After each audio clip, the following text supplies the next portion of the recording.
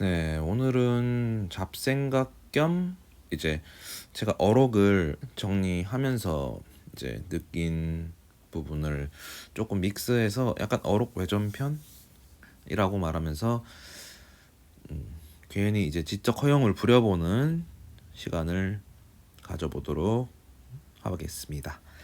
반갑습니다. 이제 뭐 선악의 저편은 이제 니체가 쓴 저서로 유명하고 또 그 책 전반적으로 이제 아포리즘, 그러니까 명언 형식으로 자신의 어떤 생각이나 철학을 명언처럼 이제 묶어놓은 책인데요. 사실 한번 읽긴 했는데, 그러니까 그 니체가 가진 생각들을 마치 어록처럼 이렇게 뚝뚝뚝뚝 끊어서 음, 그런 식으로 적어놓다 보니까 읽을 땐 좋아요. 읽을 땐 좋은데 남는 게 없었습니다.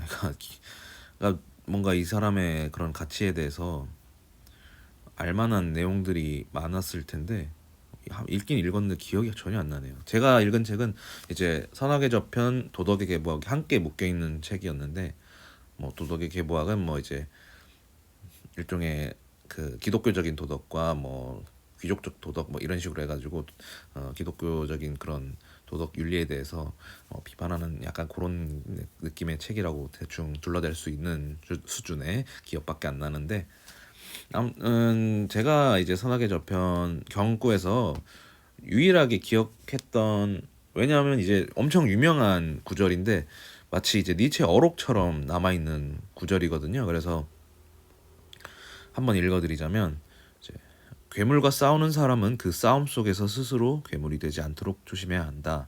당신이 심연을 오랫동안 들여본다면 심연 또한 당신을 들여다볼 것이다. 이렇게 되게 유명한 구절이죠. 이 구절은 니체를 모르더라도 아마 어디선가는 봤을 거예요. 특히 심연에 대한 그 어록. 앞에 그 괴물에 대한 내용은 좀 더 직설적이니까 생략되는 경우도 있고, 그 심연에 대한 표현이 굉장히 오묘한 거죠. 심연을 오랫동안 들여다보면 심연 또한 당신을 들여다볼 것이다. 그러니까 니체가 가진 그런 철학이 그러니까 직설적이면서도 철학 그런 뭐 시적인, 좋게 말하면 시적인 비유 이런 식으로 자신의 어떤 탁월한 지적 능력을 많이 살렸기 때문에 실제로도 니체를 좋아하는 사람들이 굉장히 많죠. 아무튼 이 표현에 대해서 사실 그 조던 피스터슨이라는 이제 심리학 관련 교수 유명하시죠. 특히나 젠더 갈등이 이제 격화된 상태에서는 아마 남성 팬이 많다 보니까 이 조던 피스터슨이 말하는 내용 자체에 대해서 여성분들은 굉장히 불편해하는 분들도 있는데, 남녀 그런 젠더 갈등을 떠나서 그가 이제 심리적인 그런 아까 말한 니체의 경구를 통해서 말하는 내용을 보면은 분명히 느끼는 부분이 꽤 있는데요. 물론 이제 조던 피터슨은 남성들을 대상으로 조언을 하는 경우가 굉장히 많긴 합니다. 왜냐하면 그 사람이 유튜브를 개설했는데 자기가 의도한 바가 와는 달리 구독자가 거의 90% 이상이 남성이었다는 거를 보고 충격을 받고, 그때부터 그렇게 타겟팅을 해서 하다 보니까 결국 젠더 갈등에서 남성들의 지지를 받는 그런 수혜를 얻었었다고 하더라고요. 그래서 뭐 그렇게 하다 보니까 사실 다루기 좀 불편한 인물이 될 수도 있는데, 다만 이 심연이라는 부분을 다루는 영상만큼은 꽤 괜찮아서 저는 써먹어야겠다라는 생각을 했는데, 그가 이제 그 이 니체의 심연에 대해서 말할 때 그런 표현을 했죠. 내면의 사이코패스를 깨우라고 이제 표현을 했는데, 그 말은 자기 내면의 악에 대해서, 그러니까 악이라는 본성이 있음을 깨닫고 인지하는 상태에서 스스로 통제 가능한 괴물이 되라는 표현을 통해서 이제 조언을 하는 부분이 나옵니다. 무엇인가를 지키기 위해서, 그러니까 오히려 선을 위해서라도 자신이 스스로 통제 가능한 악이 될 수 있는 그 정도가 돼야 진짜 우리가 지킬 수 있는 선들이 있다라는 걸 역설적으로 잘 한 부분이고, 사실 사람이라면 분명히 이 부분에 대해서 고개를 끄덕여질 수 있지 않을까 하는 생각이 들었어요.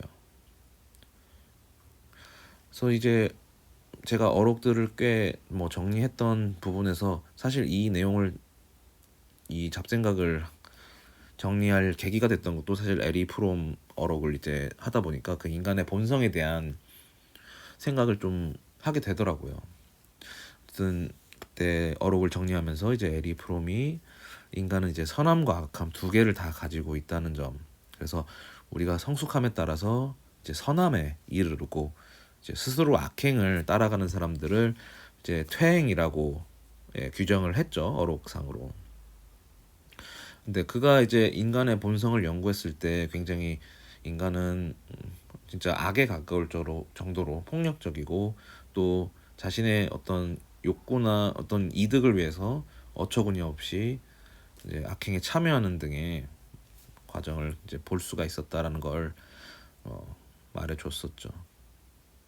그럼에도 그는 이제 우리가 성숙함의 과정, 이를테면 뭐 진보라고 할 수 있겠죠. 뭐 배움의 과정이나 뭐 그런 진보하는 과정을 겪음으로써 우리 인간 스스로가 선함이라는 본성을 점점 이제 깨우치고 그것이 우리의 주요 특질로 이제 될 수 있음을 언급했죠.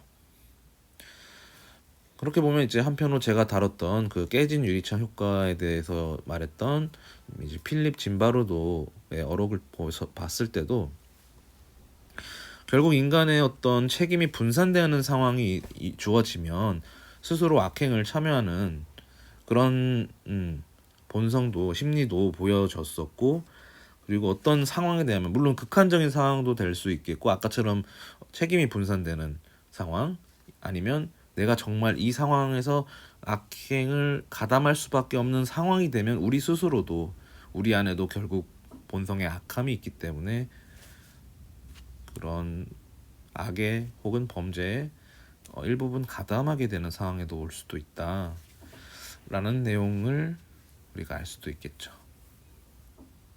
그리고 우리가 그래서 더더욱 우리 스스로가 악의 파모함성의 주인공이 될 수 있다는 점을 인지해야 된다는 말을 좀 생각을 하게 되더라고요. 약간의 이제 제가 약간 넷플릭스 매니아 아니겠습니까? 이제 드라마, 영화 두 가지의 비유를 하자면 그 넷플릭스 드라마 중에 오자크라는 드라마가 있는데요. 어쨌든 한 평범한 이제 자산 관리사가 범죄 집단의 돈을 관리하다가 결국 그 범죄 집단으로부터 살아남기 위해서 스스로 이제 범죄에 가담하는 그 정도가 점점 올라가는 굉장히 유쾌하다고 말할 뻔했네요. 아무튼 굉장히 스릴 넘치고 약간 굉장히 재밌게 잘 다룬 내용인데 그것도 일종의 결국 가족을 지켜야 된다는 혹은 자신의 목숨을 지켜야 된다는 극한의 상황에서 악행을 택하는 그 과정. 그럼 우리가 이게 마냥 그 사람이 그냥 악인이었을까요? 물론 그 사람의 악함을 깨운 거죠. 어떻게 보면 그 생존 본능이. 그런 걸 통해서 우리가 재밌게 드라마를 볼 수 있는 점이고, 왜냐하면 우리랑 거리감이 있기 때문에. 또 하나는 이제 우리가 유명한 영화 다크나이트에 보면 물론 이제 히스레저의 조커와 배트맨 그 둘 사이에 하비 덴트라는 인물이 선역에서 악역으로 변할 때 그 상황에서도 어떤 그 상황, 극한의 상황에서 그런 재미를 발견할 수 있죠. 중요한 거는 이게 다 영화나 드라마 속 이야기라고 생각하기 때문에 깊이 있게 안 볼 수도 있다는 건데, 중요한 건 우리 스스로가 그 영화 속이나 드라마 속의 주인공도 될 수 있다는 점을 인지해야 된다는 게 심연에 마주하는 그 과정, 심연과 마주하는 그 자신의 본성인 악함이 있다는 것, 우리 내면의 추악함을 인지하는 과정이 필요하다는 것을 역설하고 있다라는 거죠. 우리가 말하는 악인은 이제 요즘 영화는 더 이상 악역에 대해서 너무 절대 악인으로 설정하지 않고 뭔가 모호감을 주는 경우가 많죠. 영화적으로도. 예전이나 이제 물론 아직도 선악 대결구도 악인과 선인, 주인공과 악역 이런 이분법적인 구도의 심플함에서도 오는 재미가 있지만 보통 요즘 또 다른 재미를 주는 영화는 이제 악역으로 하여금 그 악역의 어떤 서사를 그려줌으로써 그 사람의 어떤 악행에 대해서 마냥 분노만 일으킬 수 없게 만드는 굉장히 좋은 연출을 하는 영화 작품들도 있는데 우리 삶에서도 악인 자체에 대해서 마냥 악인이다로 비난하기 어려운 점이 우리도 그 악인이 될 수 있다라는 그 부분을 인지하는 순간부터 굉장한 어, 갈등도 일어날 수도 있고 자기 부정도 일어날 수도 있고 외면할 수도 있겠죠. 그래서 저는 우리가 이제 내면의 악함을 인정하고 우리도 모르게 괴물이 될 수 있음을 자각한다는 게 중요한 것 같아요. 그래서 조던 피터슨은 통제 가능한 괴물이 되는 것을 오히려 이제 조언을 한 거죠. 통제할 수 없는 괴물이 돼서 악행을 저지르는 이제 어떤 악순환이 발생하기 전에 그런 부분에 대해서 조언을 했었고, 그래서 이제 제가 최근에 다뤘던 악의 평범성에 대한 연출을 한 존 오브 인터레스트 작품성 엄청 났는데 졸면서 봤죠. 하여튼 근데 졸면서 봤지만 그 연출이 담긴 의미는 충분히 파악할 수 있을 정도로 굉장히 대단한 부분이 있었는데 그 내용이 이제 그 나치의 어떤 악의 평범성을 다뤘기 때문에 그냥 저 사람들 나치 이런 식으로 저 유태인들 바로 죽어가는 곳 옆에서 화목하게 지내네 이렇게 단순하게 보는 게 아니고 우리가 화목한 가정을 이루는 동안 우리로 인해서 누군가가 그렇게 되고 있다라고 한번 생각해 보면 우리도 그 악의 평범성에 가담할 수 있는 그 누군가라고 될 수도 있기 때문에 그 영화에 대한 더 생명력이 있다고 보거든요.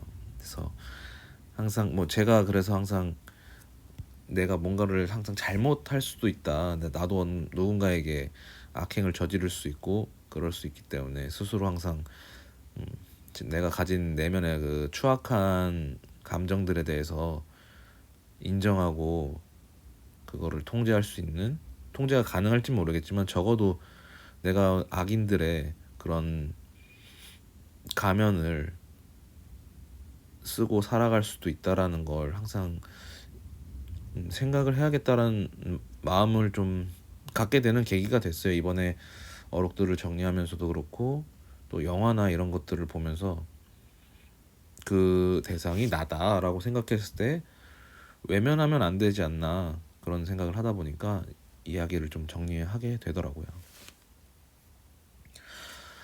그래서 괜히 이제 좀 있어 보이려고 선악의 저편이란 제목으로 한번 이야기를 시작해봤고 마무리를 지어봤는데요. 네, 저는 괜찮은 주제였다고 생각하는데 이게 또 중언부언할 수 있는 여지가 있어서 좀 걱정은 됩니다만 아무튼 이야기하면서 좀 제가 생각했던 재미난 이야기여서 이 정도로 해서 마무리하도록 하겠습니다. 지금까지 들어주셔서 감사하고요. 이만 마무리하겠습니다. 감사합니다.